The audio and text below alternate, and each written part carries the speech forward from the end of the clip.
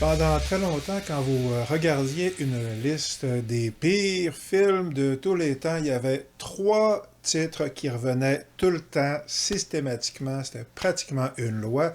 Le premier, c'est Plan 9 from Outer Space de Ed Wood Jr. Le deuxième, c'est L'attaque des tomates tueuses. Et le troisième, c'est notre film d'aujourd'hui. Pourquoi c'est bon? C'est Zardoz. Zardoz de 1974 du très connu, très réputé réalisateur John Borman, qui a fait avant ça Délivrance. Il avait fait aussi Point Blank, là, un excellent suspense avec, je pense, Lee Marvin. Plus tard, il a fait Excalibur. Il est surtout connu pour ça.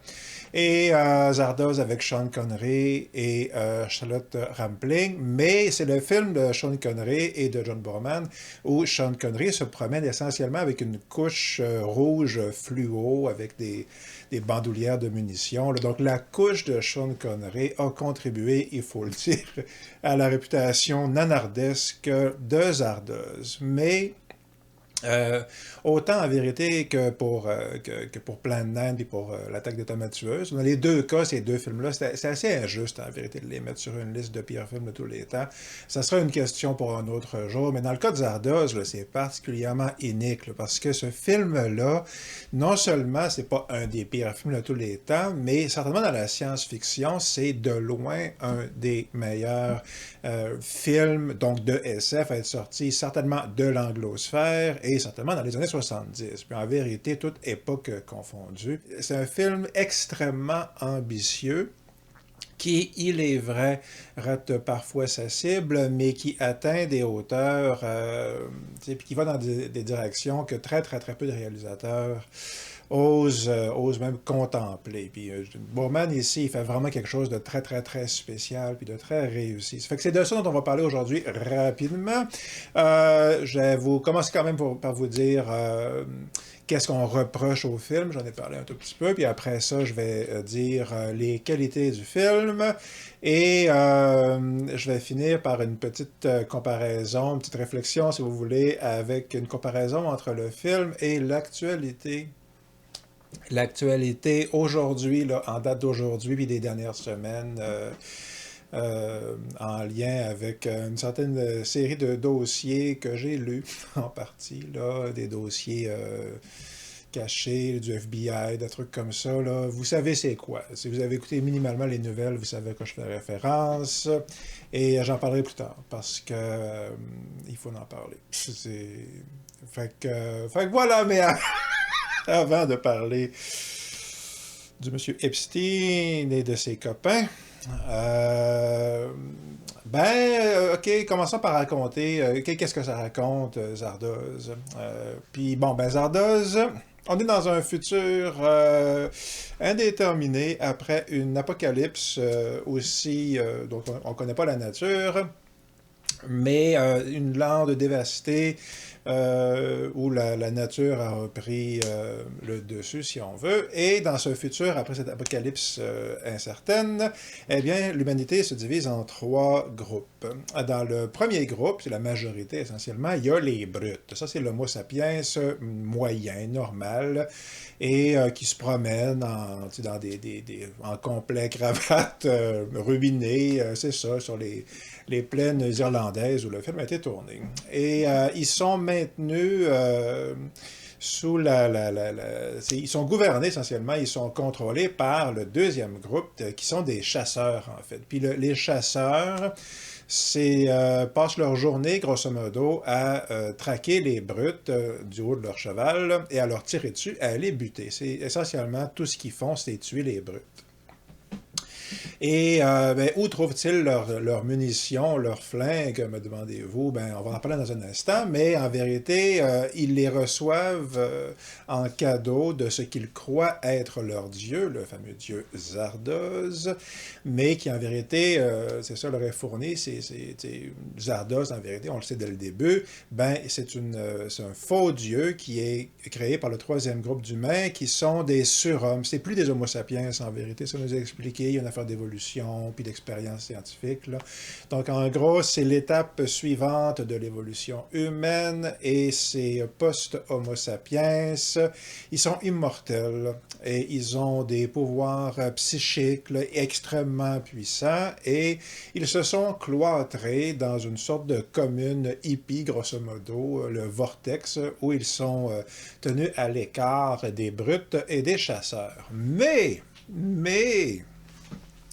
il y a un des chasseurs qui est joué par Sean Connery, Zed, qui s'appelle, et lui, il s'est caché dans la récolte de grains que les brutes ramassent sous la menace des flingues de Sean Connery et de sa bande. Et donc, c'est ça, ils récoltent du grain, puis une fois par année, ils envoient le grain dans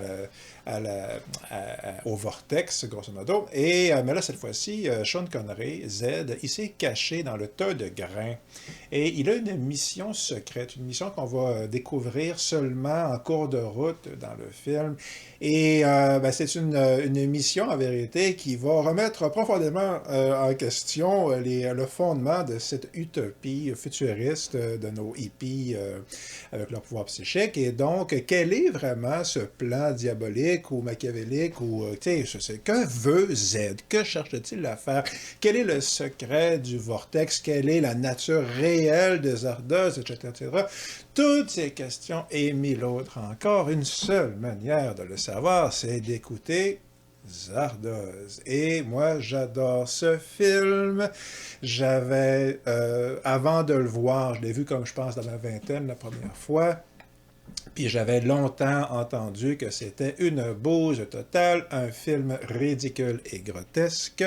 Et dès la première fois que j'ai vu ce film-là, je suis complètement tombé en amour avec Zardoz. J'ai été abasourdi j'ai vraiment adoré ça. J'ai vraiment trouvé ça extrêmement puissant, même s'il y a des petits défauts. Puis quels sont ces défauts-là? On va commencer par ça. Qu'est-ce qu'on reproche au film? Ben, en vérité, il y a deux gros trucs, puis le troisième, c'est juste pour faire... s'il n'y avait eu que le troisième, on en aurait moins parlé. Mais le premier truc, c'est le costume de Sean Connery. Puis il est vrai qu'il a essentiellement l'air de se promener à cheval avec ses amis dans une couche rouge fluo ou jaune-orange. Ben c'est ça, il n'est pas loin d'avoir les fesses à l'air, puis ouais, ça fait un peu ridicule, là, si on veut, tu sais, quoique la bandoulière est cool, mais c'est ça, ouais, les gens ont reproché à Sean Connery sa couche rouge fluo.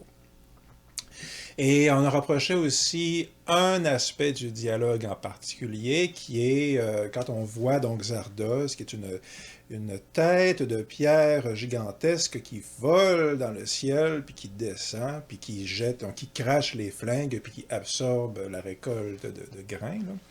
Ben c'est ça, elle parle de la tête de Zardoz. Et, puis la phrase célèbre que dit Zardoz, le dieu de nos chasseurs et de nos brutes, c'est The penis is evil, the gun is good. Bon. Fait que ça fait rire les gens parce qu'il y a pénis. Là. Ça a beaucoup fait rire les gens, donc c'est ça. Puis le troisième reproche qu'on adresse au film, c'est qu'il y a quand même des passes un petit peu complaisantes au niveau...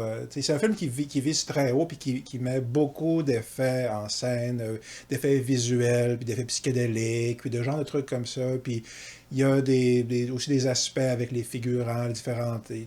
Peu importe, là, il y a des trucs avec des foules en délire, puis une foule de personnes gériatriques, en vérité de personnes âgées, là, qu'on rencontre à un moment donné.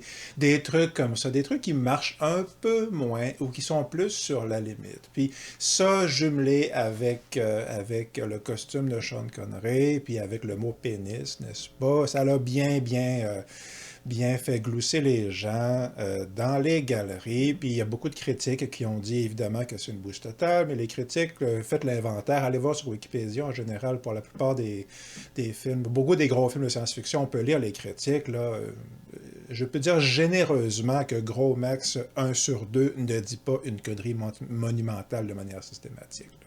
C'est honteux. Quand on relit, on retourne lire qu'est-ce que les critiques ont dit d'à peu près n'importe quel film. C'est d'une mauvaise foi fulgurante. Bref, j'en dirai pas plus là-dessus, mais c'est ça, ouais, les critiques ont détesté ça, puis ils ont sabordé le film plus ou moins, puis tu sais, c'est ça. Fait que pendant longtemps, même avant le VHS, avant qu'il soit facile de voir les films à la maison, puis quand on les voyait, c'était dans des versions pan and scan, des copies pas très bonnes souvent, ben oui, c'est ça, les gens ne pouvaient pas voir le film, ils rentraient dans, il y avait un horizon d'attente, quand ils finalement trouvaient une copie, il y avait l'horizon d'attente que le film n'était pas bon, puis ils voyaient des mauvaises copies, le son était pas bon, les images étaient pas bonnes, ils s'attendaient à trouver ça poche, tout ce qu'ils voient c'est la couche de Sean Connery. Ben voilà, ils trouvent ça débile. Mais non. Ok, je l'ai réécouté hier encore une fois. Puis c'est vrai qu'il y a des petits trucs qui marchent un peu moins bien, mais règle générale, dès le début, là, c'est un film d'une incroyable efficacité, particulièrement émotive. Puis à la fin, là, j'ai vraiment, vraiment, vraiment été touché. Il y avait le détail de la fin, là. J'avais oublié quelque chose, là, puis ça m'a vraiment, c'est venu me chercher, là. Fait que pourquoi est-ce que ça rate autant son coup à certains moments? Ben parce que ça vise très haut, puis c'est un film d'une ambition déconcertante qui cherche à réussir beaucoup, beaucoup de trucs extrêmement... c'est ça, ambitieux, audacieux, puis ouais, des fois, il rate son coup, puis M. Boorman tombe un peu sur le nez.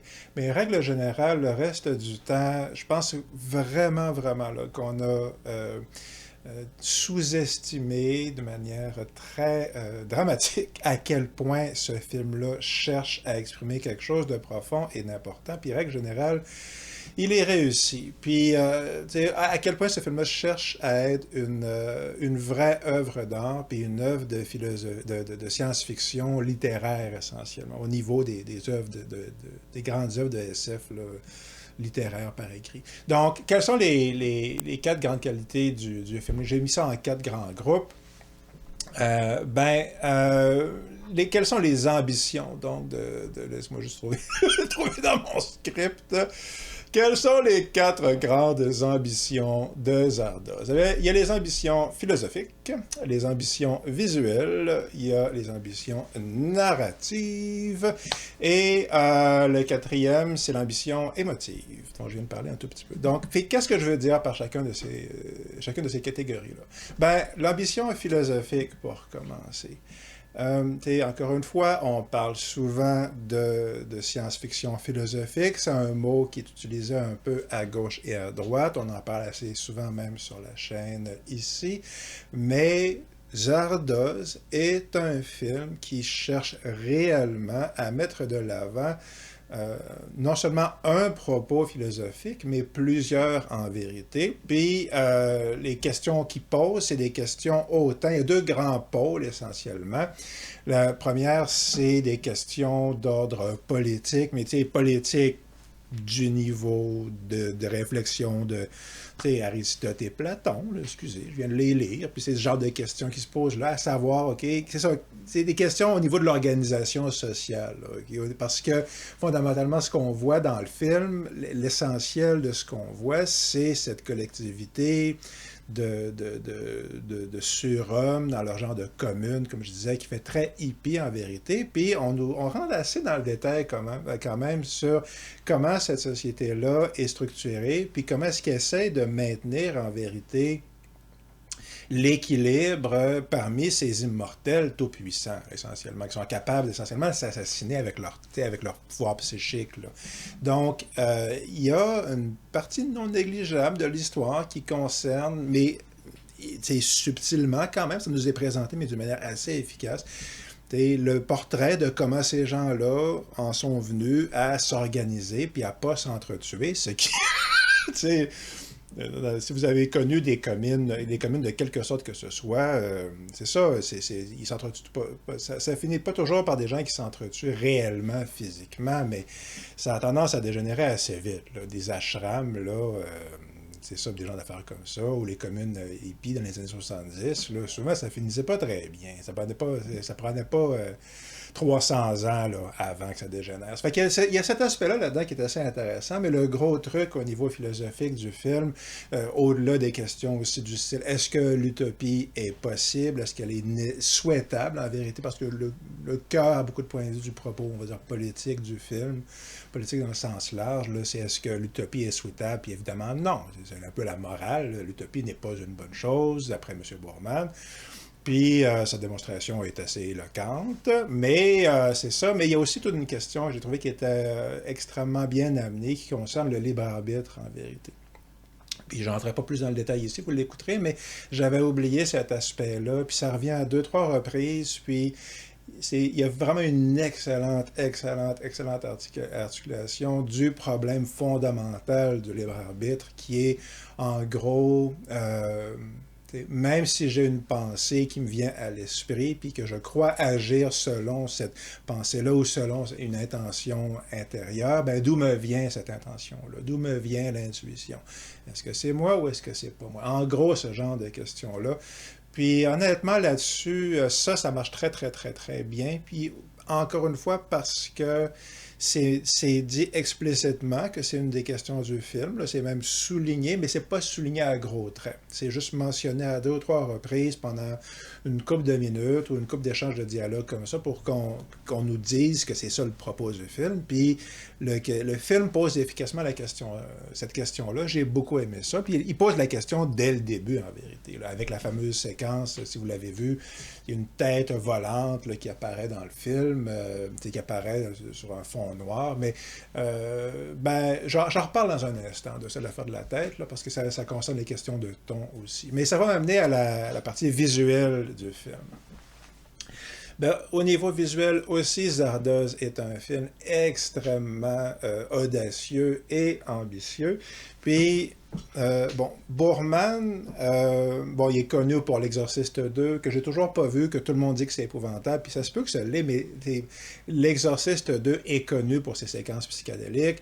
J'ai mentionné Excalibur aussi. Ben, Excalibur, c'est ça, l'histoire donc du roi Arthur, puis de sa cour, la chevalier de la table ronde, Merlin. Ben, il y a tout un côté très pas tout à fait psychédélique dans le cas d'Excalibur, mais pas loin. Il y a une surenchère visuelle qui est une des marques de commerce là, de M. Boorman. Puis il y a certainement ça là-dedans. Il y a toute une grosse partie du film, en particulier vers la fin, qui est comme une sorte de croisement entre 2001 et Peter Greenaway, auquel je n'avais pas pensé avant de le re-regarder hier, mais il y a des trucs de projection en particulier, là, de peinture, puis d'écran sur les visages, puis etc. Toute une partie de, c'est ça, de la composition visuelle, puis des jeux avec les projections, qui fait extrêmement le Peter Greenaway, donc un des grands maîtres de la créativité visuelle. Fait que c'est quand même pas si pire, honnêtement, c'est ça. Puis, fait qu'il y a un mélange de ça, mais aussi de composition de fresques épiques à la style presque Kurosawa, dans la mesure où il y a une grosse partie du film. Le film a été tourné en Irlande, puis certainement au début, là, la lande dévastée que l'on voit, c'est l'Irlande en vérité. Là. Donc c'est des paysages majestueux, énormes, qui ne sont pas aussi étrangers, si vous voulez, que la Nouvelle-Zélande qui sert à reproduire la terre du milieu, mais ça produit un petit peu cet effet-là. Puis, donc, puis juste les paysages en général, là, sur un grand écran là, ou sur une copie panoramique. Moi, je l'écoutais sur mon ordinateur portable, mais j'avais la copie là, Cinémascope, là, la copie large. Là, c'est hyper impressionnant. Ça fait quoi? On a, c'est ça, on a cette lande énorme, puis là, on a des hordes de figurants qui courent là-dedans, mais ils sont minuscules au loin. Là, ça, c'est hyper impressionnant. Puis c'est d'autant plus impressionnant quand on voit la statue géante du dieu Zardoz qui se promène, qui vole en haut là, c'est ça, de la lande irlandaise. Là. Puis cette séquence-là de la tête qui vole au-dessus du monde dévasté, là, ça, c'est visuellement vraiment époustouflant. Là. Puis c'est comme viscéralement, au niveau presque primordial, là, c'est saisissant. Là, ça vient de chercher au niveau... Là, je ne veux pas dire jungien, là, mais ce genre d'affaires, là, ça vient de chercher au niveau archétypal vraiment profond, là, ça marche, ça résonne comme image. Là, bon. J'en reparle dans le truc émotif parce qu'il y a un lien avec ça. Bon. Mais c'est ça, puis, mais tu sais, on voit l'intérieur de la tête de Zardoz aussi à un moment donné. Donc ça, c'est ça, la tête, c'est Zardoz, là. Bon, on voit l'intérieur à un moment donné. Donc, le décor de l'intérieur de la tête est hallucinant. C'est comme un mélange de, justement, un genre de mélange de l'âge de cristal, puis d'Excalibur, ce genre de truc-là, ou de Krull, si vous voulez. C'est un peu ce genre de décor-là. Puis plus tard, bon, ça, c'est vrai que ce décor-là est hyper cool, à l'intérieur de la tête de Zardoz, avec avec les dents en arrière, puis la lande derrière, parce qu'on survole cette lande-là. Bon. Mais plus tard, on visite donc le vortex, puis on est entre autres à l'intérieur d'un musée à un moment donné, le musée de Tate, en vérité. Ben, c'est ça, fait qu'il y a des statues des statues grecques, là, puis des bustes romains, etc.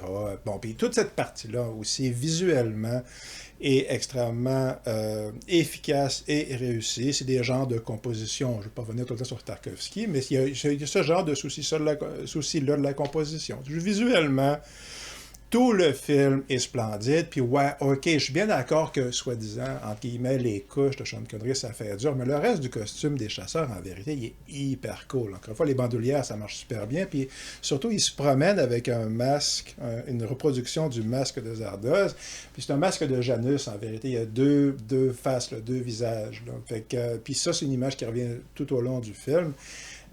Ça marche vraiment hyper bien. Là. C'est les bandes de chasseurs avec la tête de Zardoz, puis qui tire du flingue pendant qu'il court à cheval. Là. Ça marche. C'est très efficace. Fait que voilà pour le côté visuel. C'est rempli de trouvailles visuelles. Là. C'est un spectacle grandiose. Puis ça marche.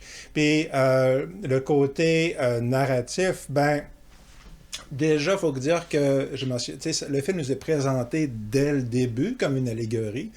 Donc, le film, j'ai mentionné la tête volante qui nous parle, puis clairement, qui est une sorte de personnage presque de bande dessinée. Puis le ton, dès le début, est assez bizarre, en vérité. Mais que nous dit cette tête flottante? Je m'appelle Arthur Untel et j'ai créé le dieu Zardoz. Dès le début, il nous le dit, ce n'est pas un vrai dieu.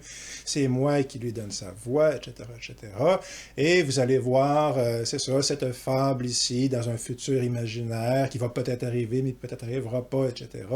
Et le libre arbitre, je suis moi-même une création comme mon propre dieu. La tête volante nous dit ça. Je suis moi-même un personnage de fiction, mais vous, n'êtes-vous pas vous-même des personnages de fiction, vous aussi, qui vous a écrit Faibles humains, etc.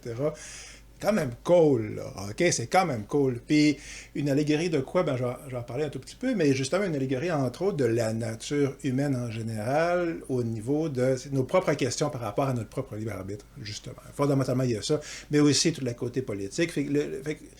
Le film fonctionne comme allégorie de ces deux côtés-là, puis il résonne au niveau, je pense, de nos propres interrogations à beaucoup de points de vue sur ce qu'on fait sur Terre. Puis, mais le niveau narratif, cette tête-là qu'on voit au début, contribue à l'aspect non linéaire du film. Il y a une saveur non linéaire, presque expérimentale à Zardoz. Cette tête-là, j'en ai parlé, donc qui nous sort de la trame temporelle, si on veut, mais surtout ce à quoi je fais référence, c'est les flashbacks de Z qu'on voit un peu tout au long du film, puis qui vont nous révéler éventuellement, après 40 minutes, le mystère réel de l'histoire qu'on est en train de regarder. Puis le film fait une passe de passe-passe où est-ce qu'il nous laisse croire qu'on est en train de regarder l'histoire de cette brute qui découvre cette société bizarre, etc. Puis il nous laisse croire que le mystère fondamental est qui sont ces gens-là, les surhommes, là, c'est qui ces gens-là, qu'est-ce qu'ils veulent. C'est ce mystère-là, essentiellement. Mais la vérité, c'est que c'est pas ça du tout. Le vrai mystère, c'est que Z, il est pas du tout fou, là. OK? Il est beaucoup moins stupide qu'il n'en a l'air, parce qu'il a l'air d'un imbécile. OK? Il se comporte plus ou moins comme un barbare, là. C'est un assassin, c'est ça qu'il fait dans la vie, mais on se rend compte éventuellement que c'est beaucoup plus profond que ça. Puis le film, en fait, nous montre ultimement, puis a réussi à nous faire ressentir la profonde déchirure. côté métaphysique, spirituel de ce gars-là, parce que c'est un film sur l'effondrement catastrophique des croyances qui donnaient un sens puis qui articulaient notre vie. Puis le personnage de Z, c'est un personnage dont on découvre éventuellement qu'il y a eu, c'est ça, c'est ce revirement, ce raz de marée, c'est ça, cet apocalypse intérieur qui a détruit sa psyché, la structure de sa psyché, puis qui l'a non seulement forcé à rejeter toutes ses croyances, là, qui étaient le truc le plus important dans sa vie, mais aussi à vouloir se venger, parce qu'il y a un peu de ça dans son truc. Puis ça mène à la dernière qualité, qui est l'ambition émotive du film, ben c'est ça. On commence le film un petit peu comme un film d'action. Il y a beaucoup de fusillades. Il y en a surtout à la fin aussi. Là, il y a du tir. Il y a des gens qui se font tirer dessus. Il y a de la fusillade dans le film. Mais en fait, c'est ça. Ce qui anime ultimement le film, c'est vraiment ce déchirement de Z. Puis c'est ça le truc. C'est que dès le début, OK, le générique du début. Okay, ça dure environ 90 secondes. Puis le début du film, c'est la tête volante de Zardoz qui vole par-dessus la lande dévastée, n'est-ce pas? Puis, mais la musique derrière ça, pendant que on voit la tête voler au loin, puis se tourner vers nous, puis s'approcher de nous autres, okay, c'est une genre de longue séquence, un peu comme l'intro de 2001, là, parce que c'est un plan fixe pendant 90 secondes. Ben, la musique derrière ça, c'est le splendidissime et déchirante Septième symphonie de Beethoven, en particulier le mouvement lent, le Largo, là, qui est un des plus beaux morceaux que Beethoven a écrit, puis donc du coup que n'importe qui a écrit. Là, c'est de loin dans les plus beaux morceaux de musique jamais écrits par un être humain. La septième symphonie de Beethoven, le mouvement lent. Puis là, c'est ça, mais en plus, non seulement c'est ce thème-là qui est extrêmement beau, là, puis que vous pouvez trouver cette séquence-là sur YouTube, là, juste le générique, là, je l'ai vu il n'y a pas longtemps, là, il y a 2-3 jours. Là, c'est ça, juste cette séquence-là, vous la verrez, vous entendrez c'est quoi le morceau dont je parle. Mais ce qui est particulièrement brillant ici, c'est que c'est un arrangement, en fait. C'est pas l'arrangement habituel de Beethoven avec l'orchestre symphonique. C'est une version où le thème est chanté par un chanteur d'opéra, puis où l'arrangement a été réduit pour un orgue avant, là, un orgue d'église essentiellement, qui a vraiment un effet hyper dramatique. Fait que là, on voit cette tête-là voler au loin. J'ai des frissons en parlant, là, tu sais. Puis là, le thème embarque. Puis, mais chanté par un genre de haute contre ou quelque chose comme ça, la voix aiguë masculine, là, je pense que c'est ça. J'ai pas pensé à noter, là, mais ça sonne comme ça, là, qui est une voix particulièrement là, déchirante, émotive. Là. Si vous avez vu Klaus Nomi, c'est un peu ce genre de voix-là. Là. Puis, si vous avez entendu Klaus Nomi, c'est un peu dans ce registre-là. Puis avec l'orgue en arrière qui fait l'accompagnement, puis avec un crescendo, essentiellement, c'est de plus en plus fort au fur et à mesure que la tête s'approche de nous, là, puis qui finit par conférer un aspect pas loin d'apocalyptique là, à cette séquence-là. Puis l'effet donc que ça produit est d'une tristesse vraiment bouleversante, là. Puis une tristesse comme existentielle en quelque part. Là. Puis pas de désespoir, là, mais c'est un mélange de deuil puis d'émerveillement.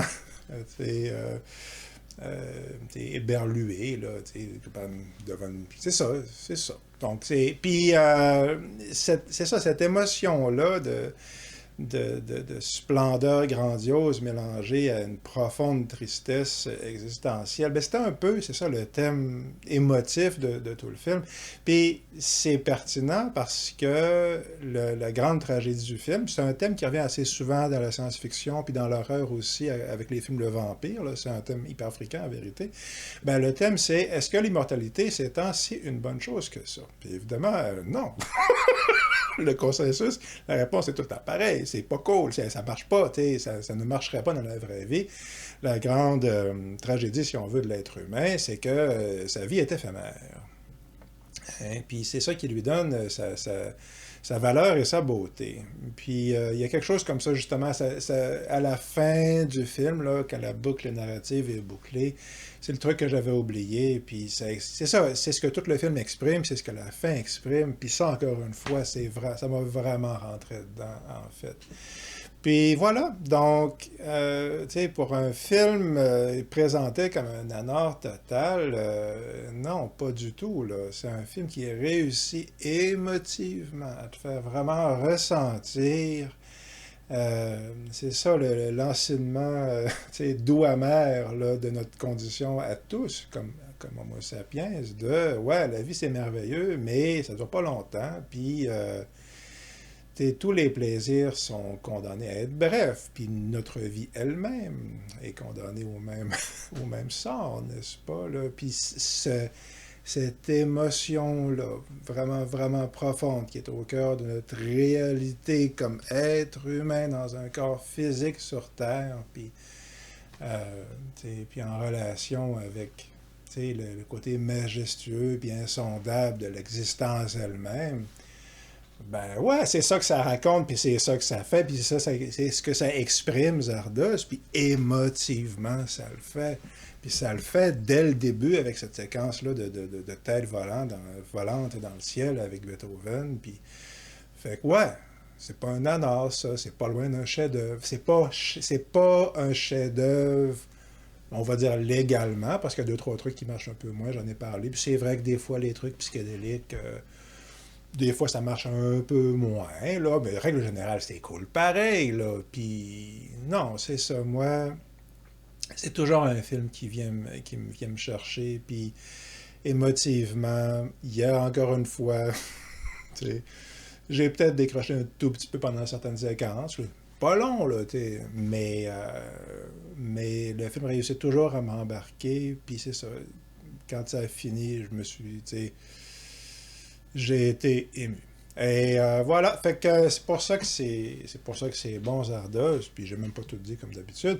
Mais c'est quoi le lien avec l'actualité? Je vais être très bref, je vais être télégraphique, je vais juste vous lire mes notes grosso modo. Mais c'est ça, Zardoz, hein, c'est l'histoire de cette commune de hippies qui invente une religion, il invente des fausses croyances, puis il convainc les brutes à l'extérieur du périmètre là, que ce Dieu existe, puis il leur invente une histoire féerique là, pour les maintenir sous contrôle essentiellement. Puis eux, ils font de la bouffe, puis c'est ça, c'est eux qui font pousser le grain que notre élite consomme, puis notre élite fait le party dans son vortex, n'est-ce pas, dans son cloître. Puis un cloître où il est impossible de rentrer, à moins d'être, en vérité, d'être permis, là, à moins de se faire donner un accès par un des membres de l'élite, essentiellement. Puis c'est ça. Puis Z, lui, c'est pour ça qu'il se faufile dans la tête. Là. Mais même là, si vous écoutez le film, ce que je vous encourage à faire, ben, vous verrez que c'est ça. Vous verrez bien ce qu'il en est réellement. Mais somme toute, on a cette communauté, c'est ça, dans leur château quelque part, leur commune, c'est ça, puis ils sont protégés, puis ils inventent des histoires que les brutes épaisses croient, tu sais, puis ça les distrait, puis les autres, ils font pousser le grain, puis eux autres, puis les riches mangent le grain. Puis ça nous est mentionné dans les détails sur le premier niveau de rapprochement, ça nous est mentionné explicitement que ces gens-là, okay, qui vivent depuis maintenant 300 ans, c'était l'élite financière et politique du monde. Okay. Ils sentaient que la société s'effondrait et ils ont créé cette technologie qui leur permet de vivre éternellement. Et ils ont réuni donc les plus riches et c'est ça, les plus puissants politiquement, etc., leurs enfants, leurs familles, bien entendu, et quelques artistes, là, quelques gens que eux voulaient avoir dans leur gang, essentiellement. Puis ils se sont cloisonnés là-dedans, puis voilà, voici votre élite.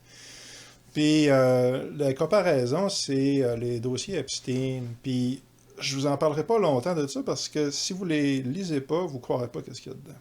Puis ça sert à rien de vous le dire. Mais moi, j'en ai lu quelques-uns, je veux dire, il y a des millions de documents, j'en ai juste lu quelques-uns, là, j'en ai lu assez pour me faire une idée assez vite. Puis, tout ce que je vais vous dire, c'est que ça nous est présenté hein, aux nouvelles, ça nous est présenté comme un réseau de pédophiles, grosso modo. Puis, c'est pas ça que c'est. C'est ça que c'est, mais c'est comme dire que, tu sais, je veux dire, comment je dirais ça? J'ai pas de comparaison intelligente qui me vient en tête. Pas qui risquerait pas de me mettre dans le trouble sur YouTube. Là. Parce que ce que c'est en vérité, moi je l'ai reconnu, les dossiers Epstein. Je l'ai reconnu parce que j'ai étudié en littérature, puis quand j'étudiais en littérature, j'avais lu les 120 journées de Sodome, du Marquis de Sade. Puis que vous connaîtrez peut-être, si vous n'avez pas lu le livre, à cause du film de Pasolini.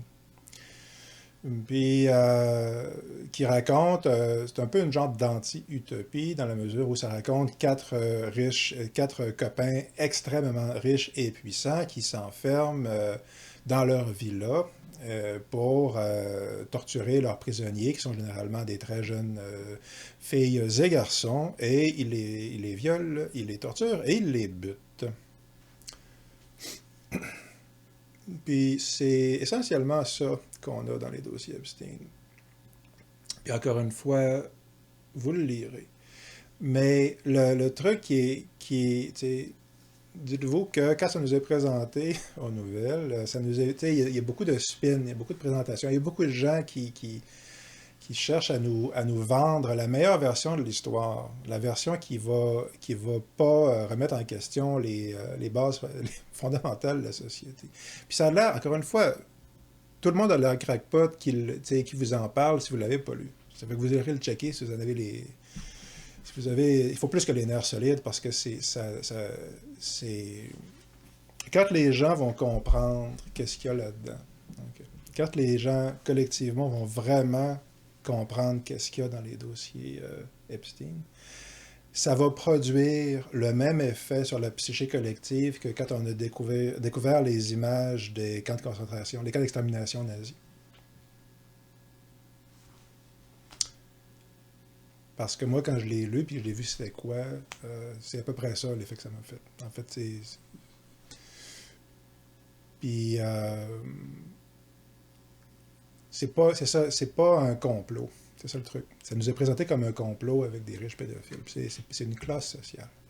C'est une classe sociale qui tire, qui choisit, qui est au-delà des lois et toute puissante, etc. Puis c'est ça qu'on voit là-dedans, je veux dire, bon. Puis dont le plaisir, qui occupe leur journée à être, à traiter les gens qui capturent, ok,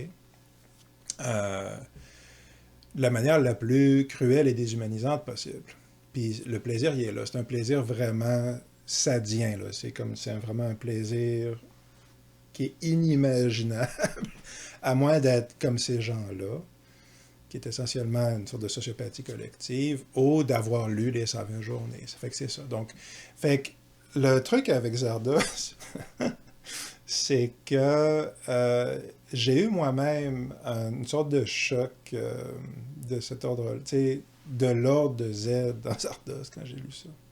Puis je pense que c'est un choc qu'on est plusieurs, qui en attend plusieurs d'entre nous essentiellement. Puis je suis pas exactement le gars, tu sais, j'étais déjà assez désillusionné par rapport à la nature réelle là, du régime, si on veut, démocratique ou l'Occident, tu sais, puis, incidemment, je ne pense pas que c'est mieux chez les communistes, puis c'est certainement pas mieux chez les fascistes, là. Mais, puis on le sait parce que, règle générale, certainement chez les communistes, il y a des gars qui font la même affaire.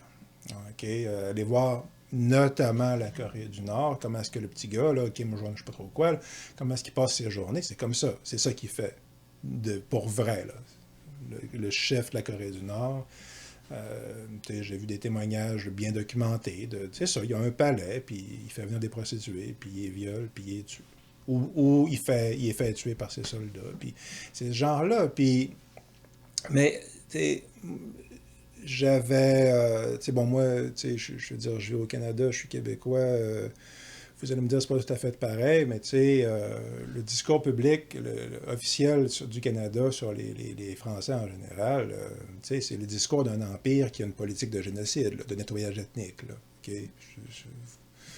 Tu La politique du Canada par rapport aux Français, c'est au peuple français au pluriel, il y en a quand même. Il y a les Acadiens, il y a nous autres, il y a les Métis. Ben, c'est l'extermination culturelle. Ça fait que, tu sais, puis c'est la même politique que celle que les Espagnols ont envers les Basques. Puis c'est plate à dire, mais c'est la même politique que les Français ont par rapport aux Bretons. Puis ça, c'est un type de nettoyage ethnique qui est extrêmement acceptable, puis bon, qui est juste non seulement acceptable, mais qui est considéré comme vertueux, puis qui est présenté d'une manière. Il y a un récit qui est présenté, qui nous fait voir ce genre de politique-là comme étant non seulement bon, mais c'est ça, la quintessence de la vertu essentiellement. Ce sont les gens qui tiennent des discours comme le mien qui sont les affreux nazis, n'est-ce pas? Puis je vous dis ça parce que, bon, moi, tu sais, j'ai pas mal étudié cette question-là parce que ça me rejoint beaucoup. Fait que, au niveau du discours politique, j'étais pas très, tu sais, j'étais déjà assez désillusionné. Okay. Mais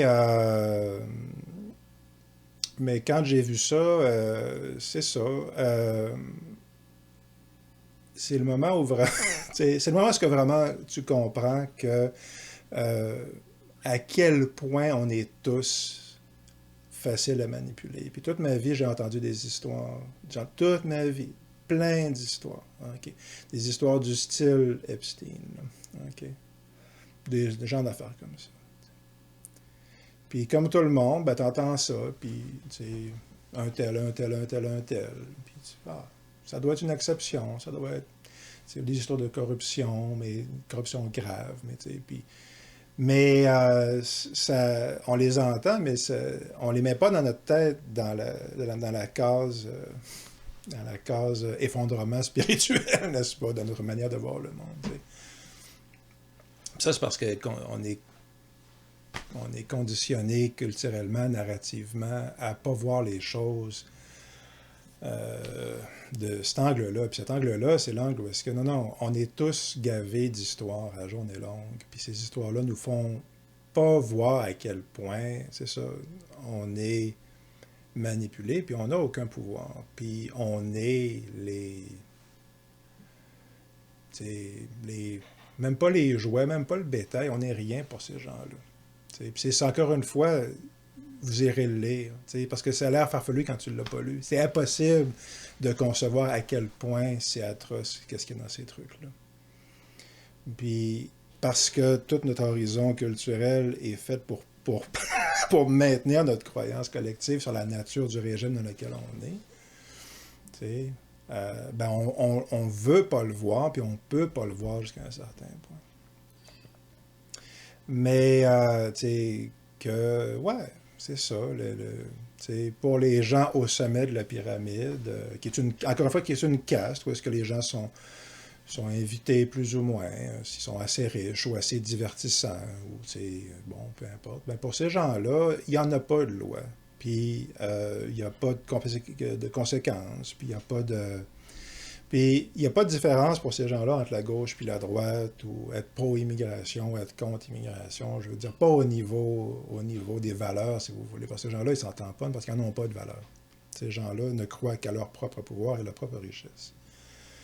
Puis, tous les autres trucs qui nous préoccupent, nous autres, à journée longue, là, c'est la religion de Z dans le film. C'est ça, c'est les histoires qu'ils nous racontent pour nous ébahir. C'est ça. Donc, la démocratie est notre zardoz à nous. C'est ça. Sauf que, dans la vraie vie, les brutes, c'est eux autres. Les brutes, c'est le monde dans le vortex. C'est nos maîtres. Puis,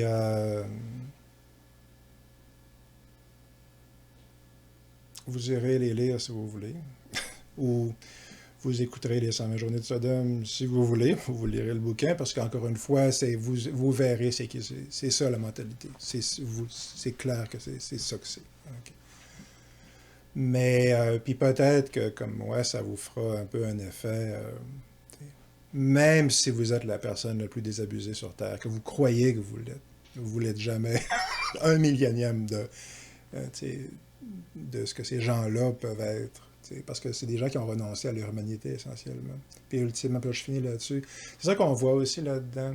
C'est que, c'est drôle parce qu'ils cherchent aussi, on voit beaucoup de trucs où est-ce qu'ils cherchent à devenir immortels, là, les Peter Thiel, etc. Fait comme dans le film. Ils cherchent à atteindre l'immortalité, puis bon, bonne chance avec ça. Peut-être dans l'infamie. Vont-ils réussir? Dans la légende de l'infamie. Mais pourquoi est-ce qu'ils font leur orgie de crimes, là? C'est inimaginable. C'est inimaginable qu'est-ce qu'il y a là-dedans. Ça. Niveau. C'est ça, c'est niveau show, ce qu'il y a là-dedans. Sauf que c'est planétaire. C'est les riches et puissants du monde entier. Partout. Pour le fun. Ben pourquoi? Parce que c'est justement, c'est des.